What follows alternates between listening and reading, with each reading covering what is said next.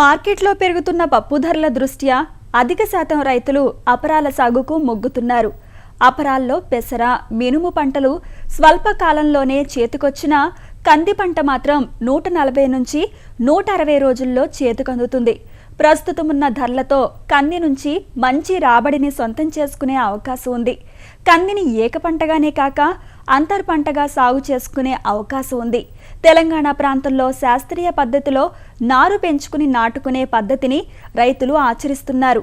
అయితే కందికి శనగపచ్చ పురుగు, ఎండు తెగులే ప్రధాన సమస్యలు.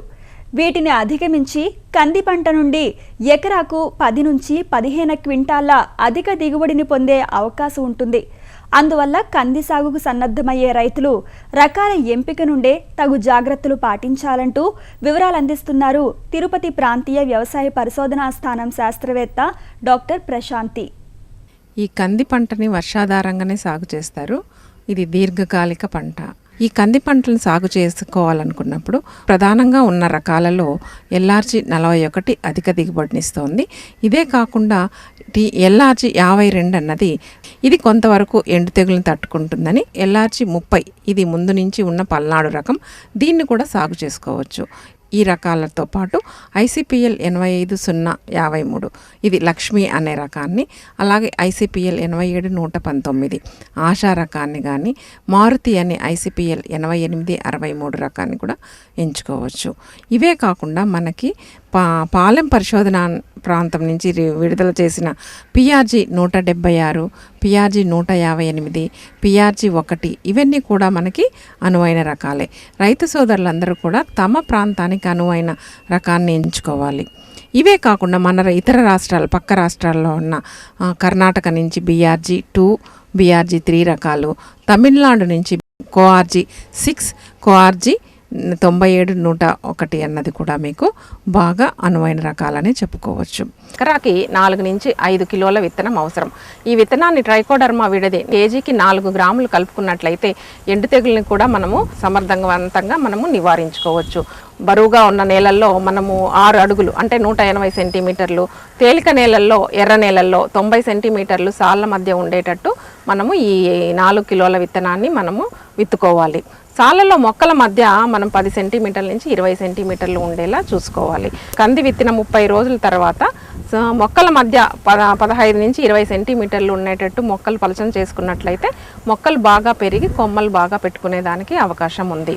చివరి దుక్కిలో ఏమి వేసుకోవాలనుకున్నప్పుడు మనము ఎకరాకి 50 కిలోల డిఏపిని, అలాగే పొటాష్ని ఒక 25 కిలోలు ఎకరాకి వేసుకున్నట్లయితే 2 సంవత్సరాలకు ఒకసారి జింకును కూడా 10 కిలోలు ఎకరాకి వేసుకున్నప్పుడు దిగుబడులు బాగా పెరిగేదానికి అవకాశం ఉంది.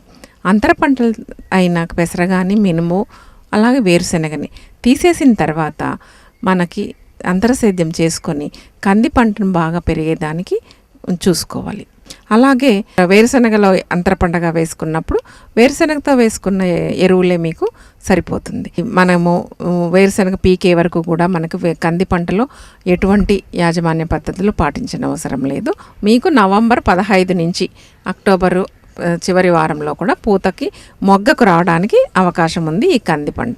పైన కొమ్మలకు 1 అడుగు లోపల కత్తిరించుకున్నట్లయితే హీలియోతిస్ అనే పురుగు మనకు గుడ్లు పెట్టినప్పుడు ఈ గుడ్లన్నీ కూడా మనం నివారించుకునేదానికి, దీనివల్ల కలిగే నష్టాన్ని మనము పూడ్చుకునేదానికి అవకాశం ఉంటుంది. ఈ ఆకు దశ నుంచి మొగ్గ దశకి మారుతున్న తరుణంలోనే వేప నూనెని 5 ml 1 లీటర్ నీటికి కలుపుకొని పిచికారీ చేసినట్లయితే ఈ పురుగుల యొక్క గుడ్లన్నీ కూడా తొలి దశలోనే అంతరించిపోయి తర్వాత మొగ్గ బాగా విడగడానికి, పూత నుంచి కాయ కట్టడానికి బాగా ఉంటుంది. ఇదంతా కూడా మీకు నవంబర్ నెలలో వస్తుంది.